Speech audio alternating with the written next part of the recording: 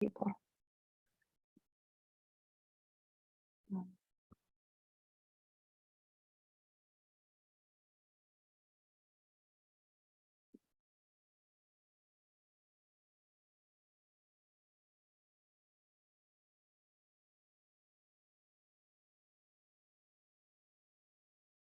Good morning, folks.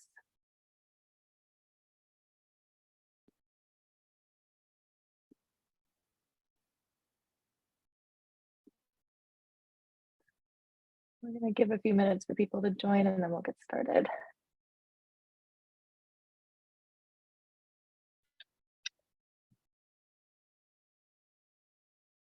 Oh, Laura, I think you're right. We're going to have a slow trickle in today.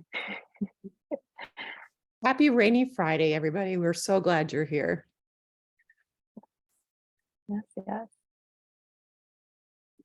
We were joking before we opened up the meeting that, this time of year with like big grant deadlines and it being a kind of rainy, sleepy Friday morning, we'll probably have a slow arrival of folks, which we fully understand, as all of us are probably in the same boat right now, but it's good to see everyone. But the rain also meant I had to cancel like an in-person event today, so I'm maybe more present here. Ooh, amazing. Okay, we'll take it. We'll take it, Jacqueline. No worries to folks who have to leave early. We'll be recording the session, and we can always get your input later on. We appreciate you joining for however long you can.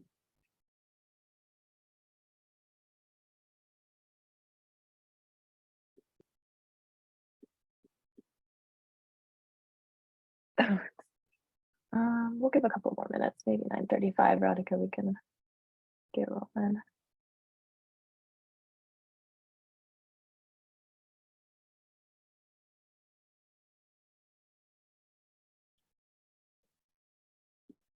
Feel free to put your name and organization in the chat. Capture that for our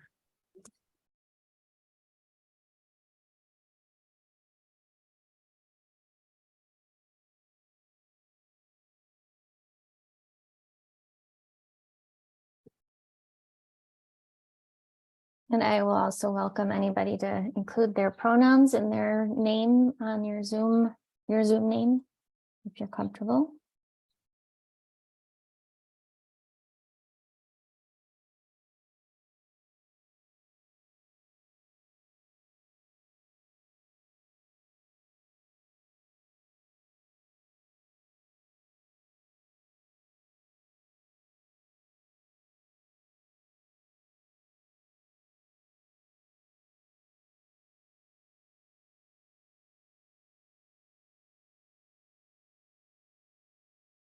I can keep an eye out for any other ones, any folks that join us later, and let them in if you want to get started.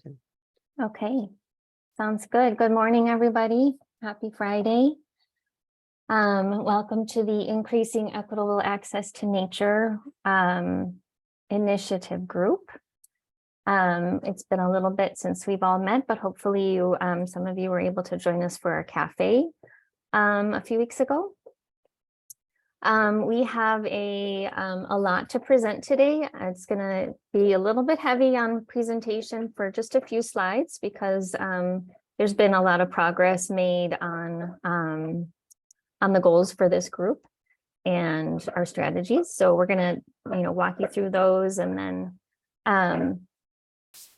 but then we're going to have a lot more interaction after that. So hang with us. And just to get us ready for today, we'll do a little activity. Sorry, I forgot to introduce myself, but I think I know everyone here. I'm Radhika Muralia. I'm the co-chair of this initiative with Danny Abud. So welcome. Thank you so much for joining us. So just to get us centered and present, I thought we would, and we're going to be talking a lot about taking action and taking realistic action today. So to get us in that mindset, I want you all to pretend it's your birthday and make a wish for today. So, but your wish has to be achievable today, and just jot it down or make a mental note of it. I'll give you 1 minute and then we'll come back together.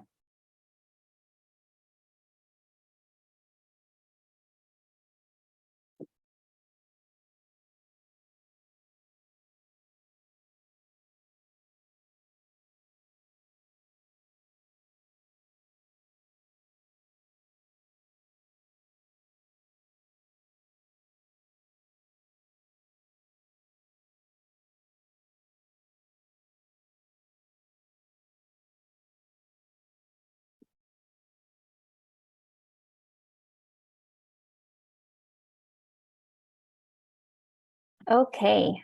I think since we don't have that many people, I would love to hear if a few people want to share what their wish is for themselves today. Nikki shared in the chat, and I love this based on what I said earlier about it being that deadline time of year. I wish I can accomplish everything I'm scheduled to do on Yes, right. Well, I wanted to say, you know, for all of you lovely people who wish for world peace, it's not going to happen today. So we want to make this realistic and actionable. I'm happy to share mine. My wish is that I'll finally clean off and organize my desk today. It's Nice. been a little chaotic. You guys That'll can't feel see good. it, thankfully, but there's a lot of papers everywhere. That'll feel really good. Yes. Anyone else want to share? Yeah, I'll share. My wish is I'm going to 3 sites and I'm hopeful that I will get to all 3 sites and still on time and accomplish it. Nice. I'll One go. more? So too. I wish that I can take a half an hour to get outside in between the raindrops to walk the dog and enjoy the sound of the birds today, in addition to everything else. Nice. Wonderful. Mine was to cook something healthy. My body is fed up with quickly grabbing a peanut butter jelly sandwich, so I'm going to try and cook something good today for myself. Okay, so my wish is also for you to all take action today to make your wishes come true. So can you all promise me and yourselves that you're going to make your wishes come true today? You're going to take action and make it happen. Awesome. I love it. Wonderful. And with that, I'll Thanks. hand it over to Danny.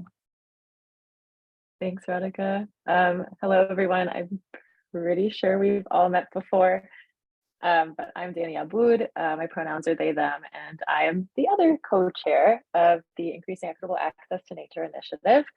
And I wanted to start us off by just recapping our cafe that happened earlier this month, or start us off after that fun centering activity with some fun recapping. So for folks who were able to join us, you remember we had our cafe on May 4th, focused on learning from leaders in the field. If you weren't able to join us, we had a great panel featuring some folks who are doing a really awesome job in furthering Jedi work in their organizations. So CJ Greco, who's a teacher with the Lincoln Park Zoo, Victoria Coach, who's the director of operations with Chicago Adventure Therapy, and Brenda Elmore, who's a production manager with Friends of the Forest Preserve, all spoke to their specific work and how they felt included and seen in their roles and in the outdoor world, and how they have worked to create spaces for others and lead as representatives of their different identities in their roles. And it was a really awesome conversation. We had a great turnout. We had over 40 folks join the call. Lots of appreciation in the chat. I honestly was just jazzed to get to hang out and talk with these 3 people. I think Radhika and I both were like really excited to get to be at a point in our careers where we get to just put together a panel of people we admire and create an event based on it. So that was really awesome for us. I'm also laughing because I'm realizing in this screenshot I'm wearing the same shirt that I'm wearing right now, which is amazing. Love that. No judgment. Anyway, the big takeaways we had from that conversation were the importance of individualizing your approach in every partnership, meeting people where they're at to accomplish goals together, rather than bringing in your own idea of what it means to engage with nature or what you think a community should be doing. The importance of seeing oneself represented in the field and how crucial that is to successful engagement, and the distinction between genuinely fostering diversity and inclusion within an organization and tokenizing diverse staff or participants, and how all of us at some point had felt that kind of moment of realizing that we weren't being held in a space as we had wished we were, but we were being kind of utilized as a diversity point, and how important it is to create genuine cultures of justice and inclusion rather than just diversifying the photos on a website. So that was a really great conversation. If you're interested in watching it, we do have a recording. Laura added to our YouTube channel, so you can watch that. Really great, some really great quotes to take away from each of these panelists. It was an awesome conversation. The other thing I want to recap is the last time this group all got together, which was our January workshopping session. So we had our quarterly meeting in December, where we kind of went over the idea that, the goals and strategies we have for this initiative aren't very actionable and aren't necessarily reflective of the kind of work that our alliance does, as a network of organizations rather than an independent organization of itself. So we had this session in January to really think about, what does this initiative mean to us? What do we hope to give, and what do we hope to get from participating in this initiative? Recognizing, what Radhika was talking about, the idea of what's actionable and what's feasible, what can we realistically do as an alliance of organizations, and what ideas people had for this initiative. And we used Mentimeter, which is a teaching software, and to get some participation. And we did breakout sessions where we shared ideas, facilitated discussion. We got feedback from folks. We had between about 30 and 40 people coming in throughout the session. And we got some really great feedback from everybody that really helped Radhika and Brandon and I reformulate the language and the focus of the initiative based on the energies that we saw, where people's excitement was, the work that's already happening that we can build off of really realistically. And I just wanted to share a couple little glimpses of some of that feedback we got from that session. So something we saw a lot of people talking about in terms of give and get with this group was the importance of connecting with other organizations and learning from each other, being able to get more information on creating more accessible and inclusive programs by sharing best practices and making partnerships, as well as sharing our time together.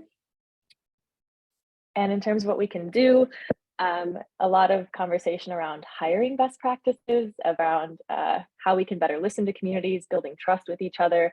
Again, this really big emphasis on how we build relationships, how we engage diverse audiences, and how we kind of really try and create more of a culture of JEDI, justice, equity, diversity, and inclusion within our alliance and our specific organizations.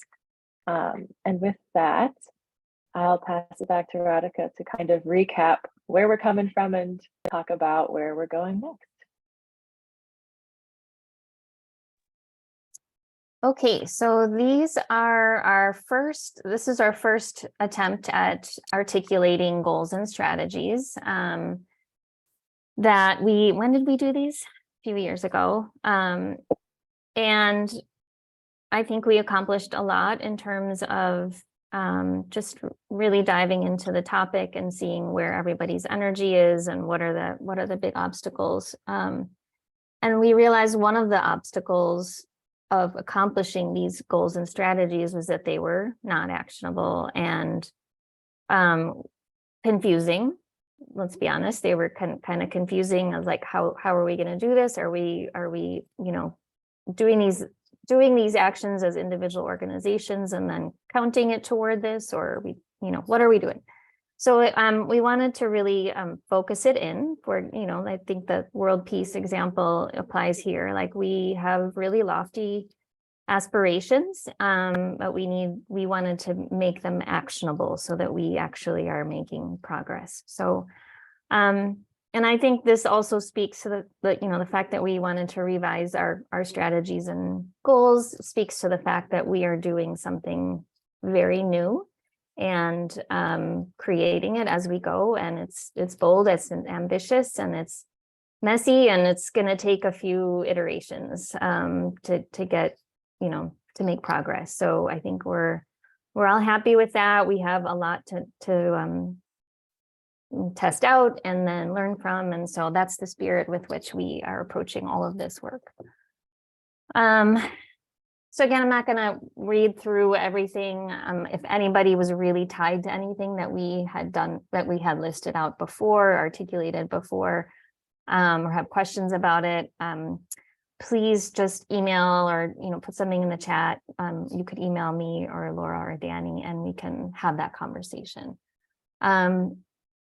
So Danny, Brandon, and I really took a look at the feedback that we got at the last session to figure out where the energy was of this group, where we should really, we have lots of things we want to do, but where's the energy right now?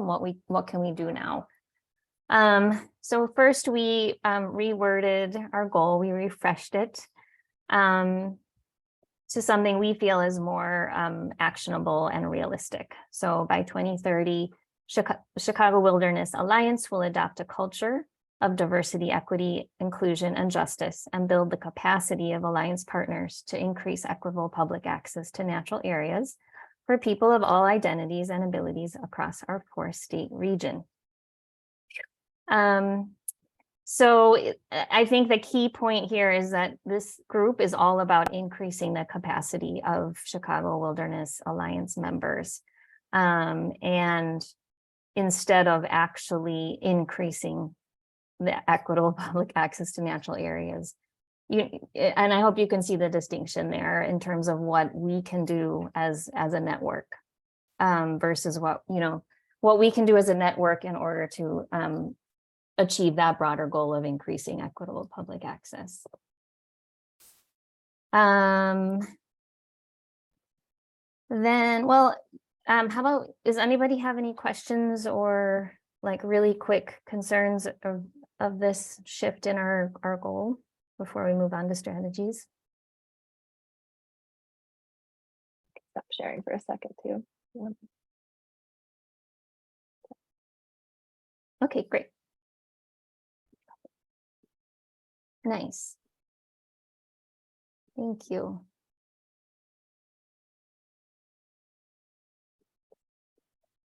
Okay, so how are we going to do this? How are we going to increase our capacity to adopt culture that is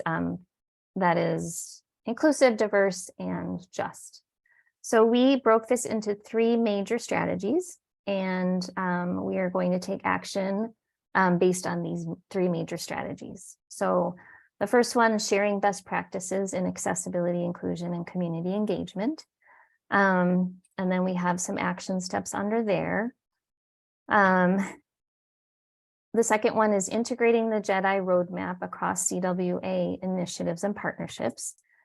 So that was an analysis of, the JEDI roadmap was an analysis of where Chicago Wilderness Organization members are with their own JEDI work, and just getting a sense for where people are and then what needs to happen in order to move people to their next step, or move organizations to their next step. This strategy is all about bringing this issue and these issues to all of the CWA initiatives, because we are I think all of the initiatives are very interconnected, but this one in particular needs to work with all of the CWA groups. So we will infiltrate, that's our goal. And then our last strategy is supporting inclusivity of emerging professionals. So this is all about building capacity and really being inclusive, like walking the walk of being inclusive and welcoming emerging professionals to conservation, hearing new voices, providing them with resources, but also listening to what they want and what they need. And then sharing it across the group and across Chicago Wilderness. So I think that's it. Danny, you want to add anything to that? No, I think that's great. I'll just say, I think in having the time for Radhika and I to sit down and really get to like take in everybody's comments and feedback and our own experiences with this initiative over the last couple of years, and be able to see kind of, where are we making this harder for ourselves and where are we ignoring the work that's already happening, was really eye-opening of, okay, well, here are the things we're already doing that are working really well, that we get energy around, that people participate in. How can we expand on these, and how can we house them within this initiative so that there's more sustainability to them as well. For example, I'd say the one thing we were doing pretty well as an initiative was having really great speakers coming in and sharing their experiences and best practices, but those presentations were kind of housed within our quarterly meetings. And I think in terms of like integrating the roadmap across partnerships, thinking about our group as hosting regular cafes that are open to the whole network that aren't specific to our initiative, but again, continue that spirit of bringing in and elevating leaders in our field who are doing this work and who are, you know, really kind of shifting the culture regionally in the way that we're hoping to see within our membership as well.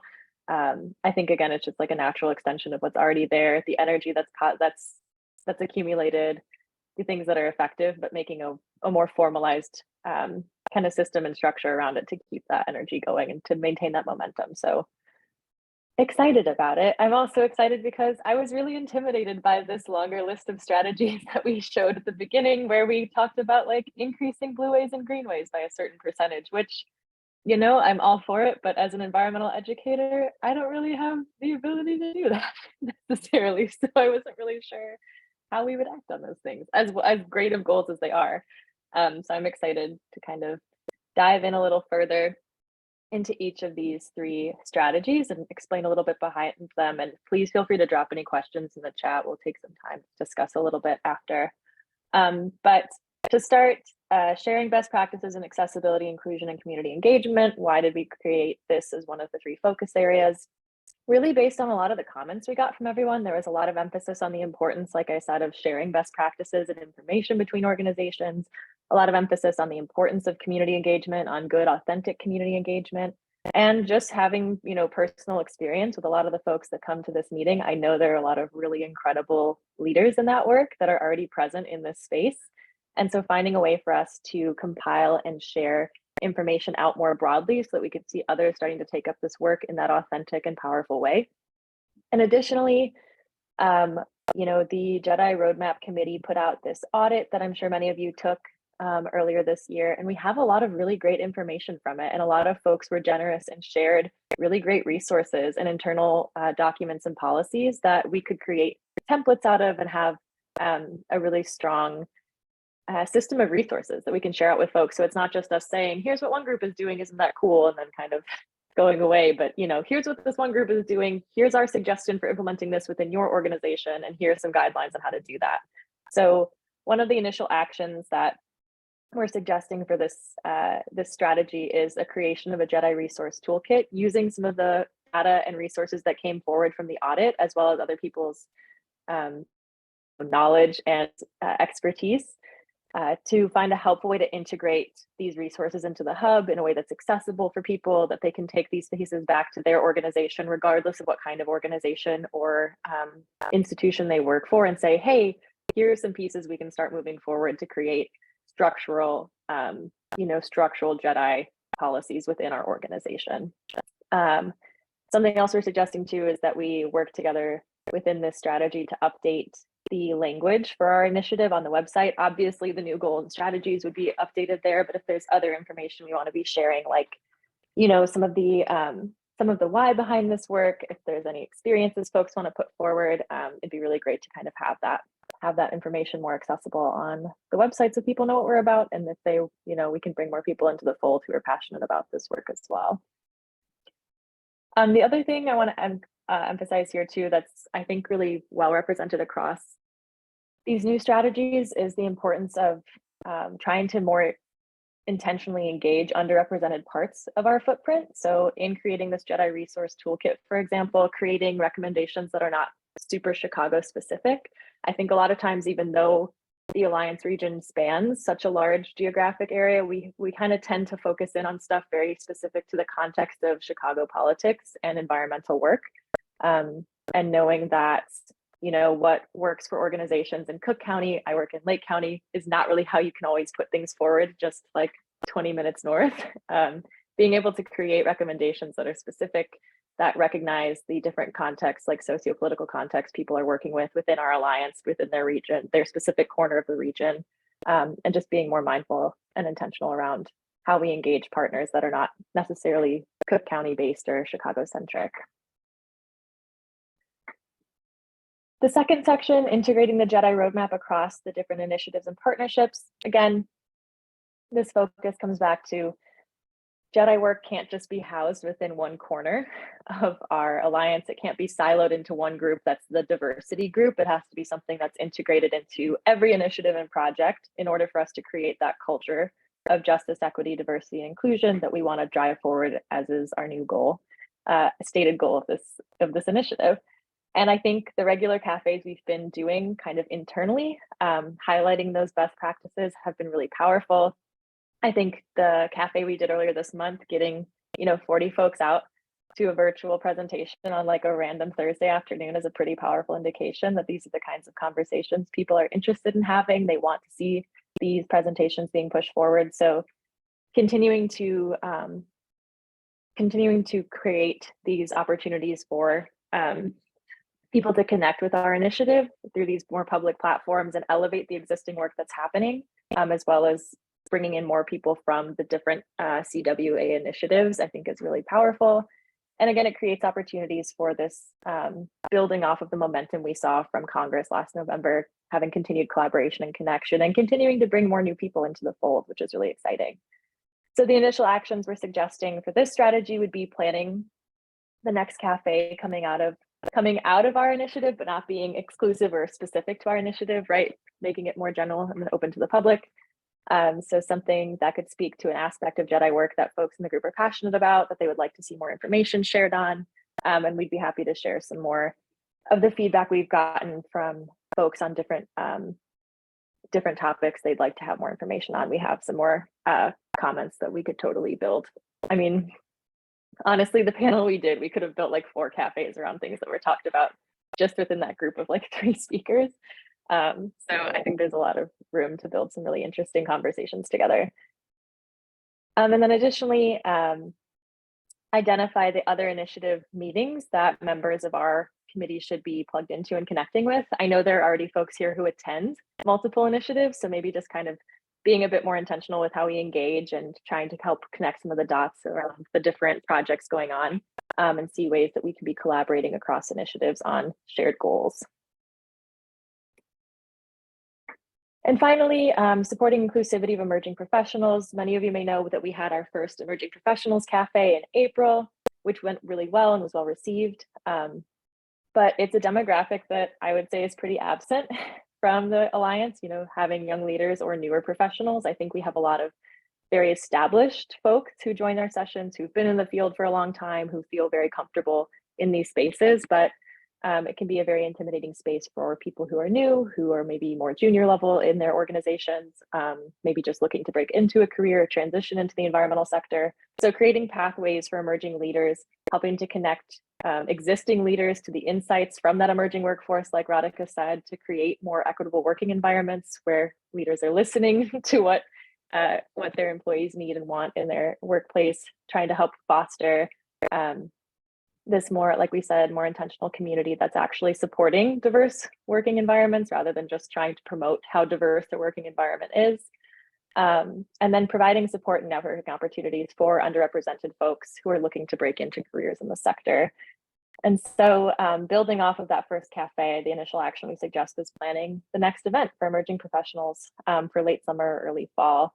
Folks are really interested in having more conversations, opportunities to network, potentially doing some kind of resume building or conversations around what kinds of job posts to look for, how to navigate certain job boards, knowing that, government versus nonprofit versus for-profit, it can all be very, very different, very specific lingo and language. And, it could never hurt to have a little help navigating all of these different pieces. But yeah, so I want to give a moment before we break out, because that was a lot of information and a lot of me talking. So if anyone has any initial thoughts or feedback, we'd love to give a moment. Feel free to put it in the chat or come off mute. It's a pretty intimate group here, so this is kind of an open moment.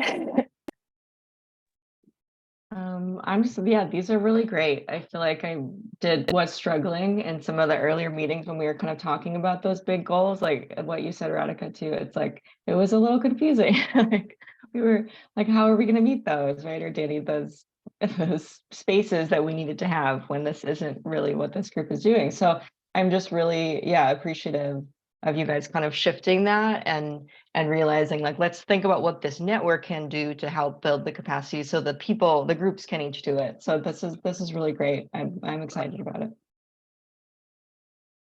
Thanks, Becky. Appreciate it. Thank you. Yeah, I think it's funny because our initial strategies, which were really just kind of a list of other goals, would be like great recommendations to put forward to like a city council and say, hey, like we're a group of environmental professionals and here's what we think would improve like the quality of life and people's access to nature. But we don't actually have the power to do this, but you guys should do it, you know? And maybe that's something else we can think about in like sharing best practices. Like, should we as a group of nature experts, if you want to call us something that sounds official, be putting forward recommendations to policymakers? Could we be putting out publications like that?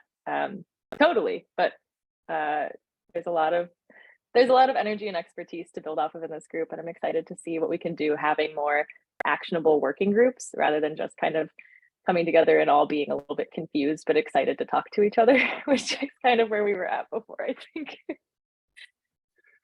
A question, this is agreed, very exciting, and you can begin to envision sort of the ways in which this will roll out. And I'm wondering, this was referenced a bit, but like any thoughts on how the hub and other kind of existing resources could be sort of like the backbone or a support for how some of these things would kind of be realized? Yeah, absolutely. I think I think obviously with the creation of a Jedi toolkit, like having these resources and strategies for implementation and recommendations could be something we could think about housing more creatively and more. I mean, how we host it on the hub, I think could be pretty interesting. Honestly, it could be more exciting than just like having a PDF that's uploaded. Like, could we create like, you know, some kind of thing, like a workflow people could walk through of like, does your organization have XYZ? Like, here's what we recommend. And getting a little creative about how we visualize some of these resources to make them more approachable and usable for people. I would also say too, in terms of how we integrate the work across the initiatives, like having representation of some of our cross-initiative collaboratives or like things people are working on in different groups represented on the hub as well, instead of just the distinction of each of the 7 initiatives. Like, what are we doing together? Where is their collaboration? Showing some of that could be interesting. Those are just my immediate thoughts. But I also know too, when we presented the audit data, a lot of folks were interested in kind of mapping out where people are right now based on the feedback we got, and then doing the audit again in 2 years from now and mapping the changes. And I think that would be a really cool thing for us to represent, you know, where people were at in terms of having certain DEIJ policies or procedures have both public facing and internal versus where they are 2 years from now, especially if we can kind of, you know, roll out some of these recommendations and guidelines and make them more accessible for folks. It'd be really cool to see if we could map that out somehow in the hub as well. But those are just my initial thoughts. I think one of the other things we talked about with the emerging professional series is sort of doing some outreach and maybe using the indices in the hub to identify what areas we would want to focus on that outreach to the community colleges and others in that area to tap into or to be able to create that cultivation of emerging professionals for future cafes and work that we do. Yeah, and I think Yeah, that's everyone awesome. in their working groups should remember that the hub is a tool. So, and a resource for us to accomplish our goals. So I would say, yeah, like keep thinking through your actions and how the hub, if the hub can help advance what you want to accomplish. Does anybody need more information on what the hub is? I was just curious. So I know leadership is so important, like leadership of the organizations to take initiative, especially on a real commitment to Jedi principles and following through, not hiring practices and nurturing and mentoring younger professionals to make sure that they have security, not only in the job that they have, but also potential new roles. And to the extent that the CEOs of Chicago Wilderness Alliance share best practices, not only within Chicago Wilderness, but from other Chicago-based, firms that do such a good job of ensuring a rich and diverse professional force. Is that a hub function? Is that an executive committee function, or does that not exist?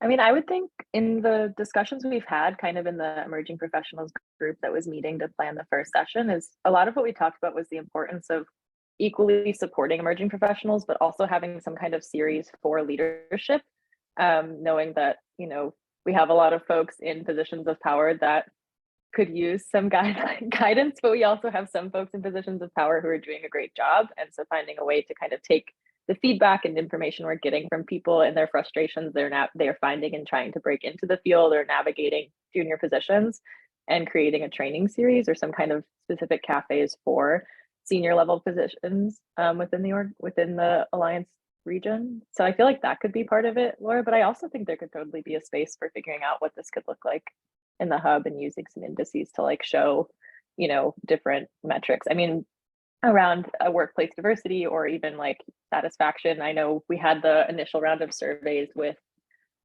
Cream City Conservation, which was really focused on individual experiences in organizations and how people were feeling, whether or not they were supported by their workplace or not. So I'm sure there's some ways we could think about that. I was just thinking, like, if you pull up Elevate's entire staff, like it looks like the most amazing practice in place. I want to know how they do what they do. And I would, and the CEO, she's put in practice, like she's so committed to whatever she does. And I mean, I have no idea what it's like to work there, but obviously from people I've met there, they love working there. So, and, they're not part of CWA, I don't think, but, that's just an example of a CEO who's committed to, I think, the Jedi work. And as you said, there are people in CWA who also are committed to doing it. I just think having that like executive level, commitment to doing it and learning from one another is great. Totally.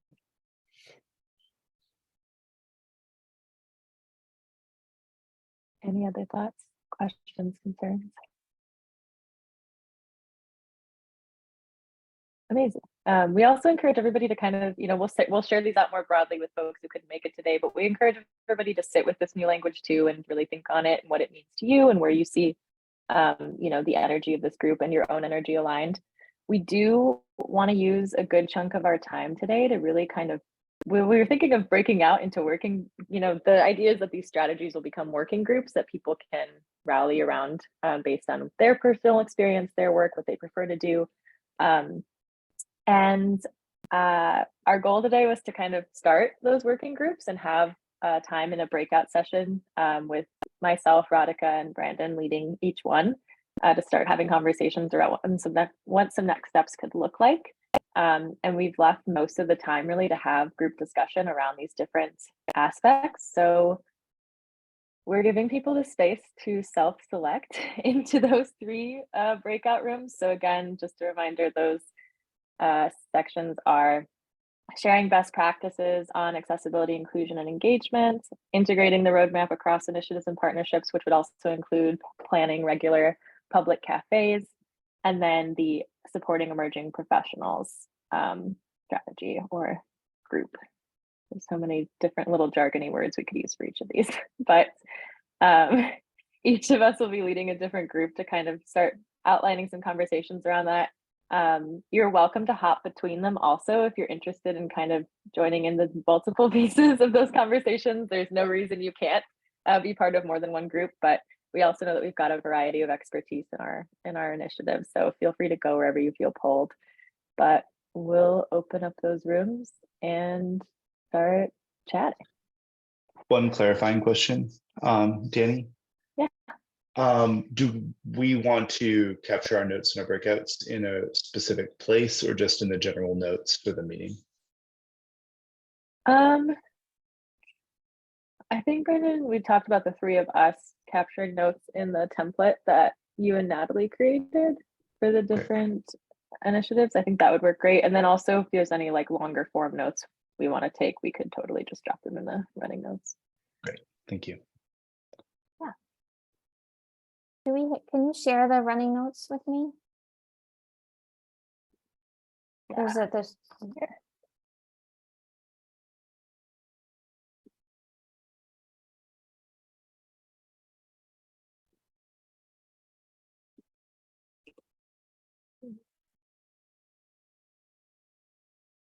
Thank you, Nina and Nikki, for joining. Yeah, awesome. And you should be able to join whichever group. I'm going to move to mine. See y'all in a sec.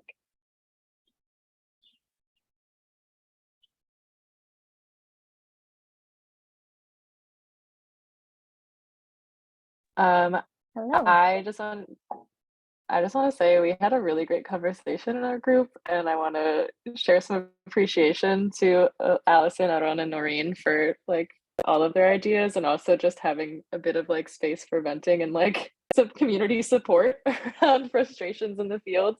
That's honestly one of my favorite things about the community I found through CWA is being able to be very candid with each other and be like, how can we make these things that are very frustrating better? So just a quick moment of appreciation. But as we wrap up, are there any big takeaways or anything people would want to share from their discussions? Thumb screws came up in our conversation about What did? implement thumb screws, torture devices. Okay. Thank you. And ours was around Wow. integrating the roadmap across all initiatives and partnerships. You mean infiltrating? Yes. The Radhika and I keep joking about our not so hostile takeover. A little bit of but hostility.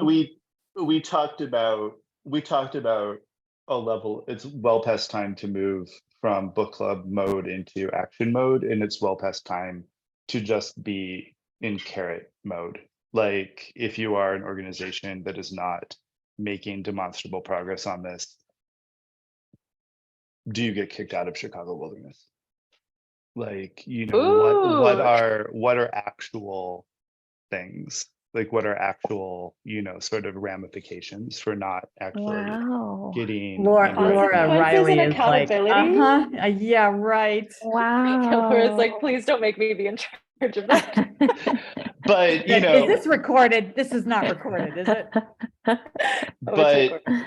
but also, you know,